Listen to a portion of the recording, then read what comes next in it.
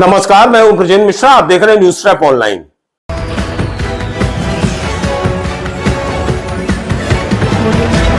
अभी तक हमारा जबलपुर शहर बमबाजी, चाकू, छुरा, तलवार से बहुत ज्यादा फेमस था। आए दिन इस तरह की घटनाएं होती थी और अब उसकी जगह ले ली है ताबड़तोड़ अंधाधुंध फायरिंग ने। अब कब कहां पे फायरिंग हो जाए, कहां गोलियां चल जाएं, कहा नहीं जा सकता। और ऐसा लगने लगा है कि जैसे जबलपुर में थाने खत्म हो गए हों।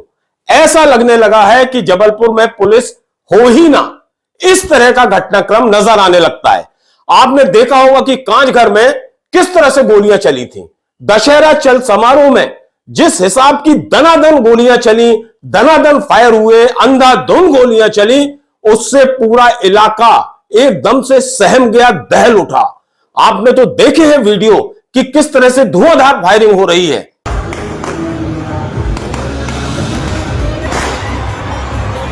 अभी लोग कांचघर की इस फायरिंग को भूले भी नहीं थे कि देखिए गुंडों के हौसले। उन्होंने तीन पत्ती चौक स्थित होटल अभिनंदन में घुसकर ताबड़तोड़ अंधाधुंध फायरिंग की। बिल्कुल फायरिंग इस स्टाइल में हुई जैसे कोई फिल्म का सीन शूट किया जा रहा हो। गुंडे अंदर घुसते हैं तमंचा लेकर और धड़ाधड़ फायरिंग करते हैं। जरा एक नजर इस फायरिंग को भी देखिए आप।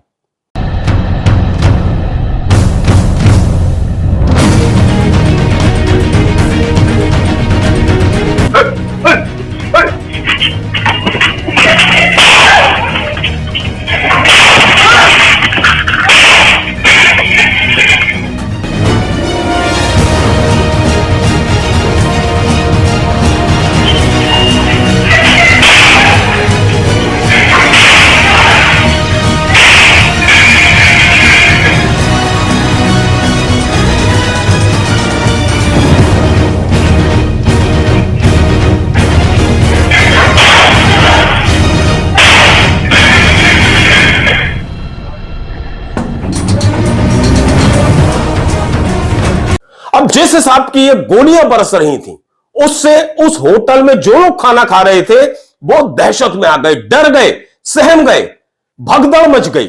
लोग भागने लगे कि न जाने कब किसको गोली लग जाए। ये तो संयोग की बात है कि काउंटर में जो इसका होटल का मालिक बैठा था वो बाल बाल बच गया। एक स्टूल की उसने आड़ ले ली।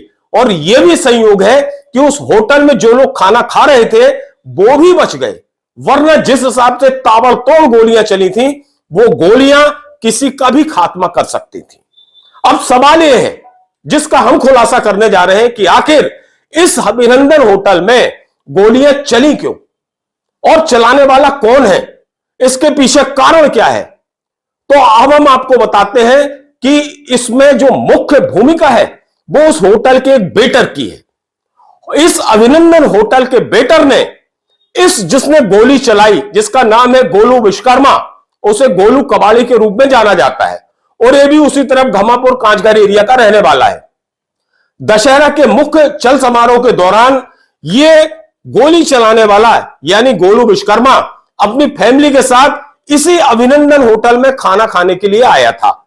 वो पूरे परिवार के साथ खाना खा रहा था कि किसी बात को लेकर इसी होटल के वेटर से उसकी कोई नोकझोंक हो गई, विवाद हो गया और स्थिति यहां तक पहुंच गई कि उस होटल के वेटर ने इसे यानी गोलू विश्वकर्मा को उसकी फैमिली के सामने मार दिया, थप्पड़ मार दिया। बस क्या था, एकदम से ये आग बबूला हो गया। लेकिन चूंकि उस समय उसकी फैमिली थी, उस फैमिली में उसकी बीवी भी थी जो प्रेग्नेंट थी, उस समय वो किसी भी तरह शांत रह गया। लेकिन दिल में मन में बदले की आग सुलग रही थी।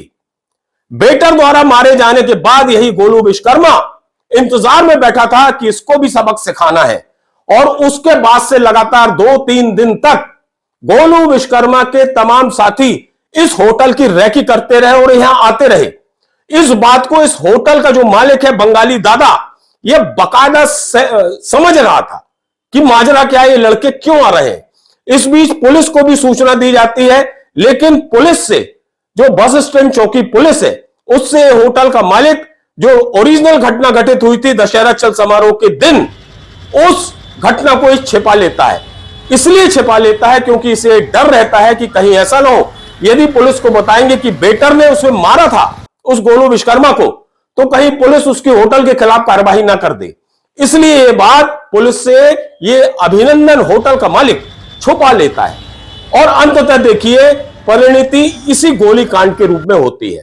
वो गोलू विश्वकर्मा अपने साथ एक लड़के को लेकर आता है, मोटरसाइकिल बाहर खड़ी करता है, मोटरसाइकिल स्टार्ट रहती है और उसका जो साथी है उस मोटरसाइकिल में सवार रहता है और गोलू विश्वकर्मा हाथ में पिस्टल लेकर उस होटल में घुसता है और बिल्कुल फिल्मी स्टाइल में ताबड़तोड़ गोलियां चलाना शुरू कर देता है। और उसके निशाने पर सबसे पहले वो काउंटर रहता है, उसके बाद वो वाला हॉल जहां लोग खाना खाते हैं और उस हॉल में वो जगह जहां वो वेटर था और जिस वेटर ने इसे गोलू विश्वकर्मा को उसकी पत्नी के सामने, उसके परिवार वालों के सामने मारा था। धुआंधार फायरिंग करता है, वहां भगदड़ मच जाती है, लोग जान बचाकर भागते हैं और इस तरह से कई राउंड फायर करने के बाद गोलू विश्वकर्मा इत्मीनान से उस होटल से बाहर निकलता है और उसी मोटरसाइकिल में बैठता है और बाकायदा सहूलियत से निकल जाता है, बचकर निकल जाता है। पूरे क्षेत्र में सनसनी मच जाती है। अब चूंकि यह अभिनंदन होटल ऐसी जगह है तीन पत्ती चौक में जो पूरा व्यावसायिक एरिया है। अब आप सोचिए इतनी देर वहां गोलीबारी होती है लेकिन कोई भी दुकानदार ना तो बाहर निकलता है और ना ही कोई भी व्यक्ति उस हमलावर को पकड़ने की कोशिश करता है। सभी दहशत में रहते हैं। एकदम से पूरा जो एरिया है वो दहल उठता है। उसके बाद पुलिस भी आ जाती है, पुलिस भी पूछताछ करना शुरू कर देती है और पता चलता है सीसीटीवी कैमरे से कि ये जो आरोपी है गोलू विश्वकर्मा है, जिसका विवाद मुख्य दशहरा चल समारोह की रात में हुआ था जब वो अपनी फैमिली के साथ इस होटल में खाना खाने आया था। दरअसल ये जो अभिनंदन होटल है शुरू से विवादों के घेरे में रही है और इस अभिनंदन होटल को कैलकाटा का बंगाली दाता संचालित कर रहा है रेंट पर लेकर। ये होटल जो है ये मालवीय चौक स्थित जो साहू न्यूज वाले हैं उनकी होटल है और इस होटल को ये बंगाली दादा किराए पर रेंट पर लेकर चला रहा है और इस होटल में आए दिन इसी तरह के घटनाक्रम होते रहते हैं। कभी गोली चलती, कभी बम चलता है, कभी कोई चाकू छोरा तलवार लेके घुसता है और इस तरह की घटनाक्रम इस होटल में होती रहती हैं। लोगों का कहना है कि चूंकि होटल के जो मालिक हैं ये कभी भी रेट को लेकर कंप्रोमाइज नहीं करते, कोई 10-5 रुपए भी कम बढ़ करने की बात करता है तो उसकी बात नहीं मानी जाती। इसी वजह से इस तरह की विवाद की स्थिति बनती है और चूंकि बेटर ने बहुत ज्यादा अति कर दी थी, हाथ ही उठा दिया था उसके ऊपर, इसलिए उसने इसका बदला इस अंधाधुंध ताबड़तोड़ फायरिंग से लिया है। फिलहाल पुलिस उसकी जांच कर रही है लेकिन बड़ा सवाल यह है कि शहर में जिस हिसाब से गोलीबारी हो रही है, ताबड़तोड़ फायरिंग हो रही है, अंधाधुंध गोलियां चला रही हैं, उससे पुलिस की भूमिका भी संदेह के घेरे में आ जाती है। क्या अपराधियों का जो मन में एक भय होता था पुलिस के प्रति वो भय खत्म हो गया है? क्या अपराधी पुलिस की कमियों को जान चुके हैं? क्या पुलिस का काम अब अपराध रोकना नहीं, अपराधी को पकड़ना रह गया है? आखिर ये जो पिस्तौल है, रिवॉल्वर है, तमंचा है, कट्टे हैं, ये कहां से आते हैं? और जब भी आरोपी को पकड़ा जाता है तो बरामदगी दिखा दी जाती है कि ये देशी कट्टा है या पिस्तौल है या पिस्टल है या रिवॉल्वर है या माउजर है। लेकिन पुलिस ये कोशिश नहीं करती कि आखिर इसकी सप्लाई चेन है कहां से, ये कहां से इनको हाथ लगता है, कहां से हथियार इनके हाथ में आते हैं। 30 त्योहार से पहले पुलिस बड़ा भारी फ्लैग मार्च लगाती है, अलग अलग थाना क्षेत्रों में फ्लैग मार्च किया जाता है।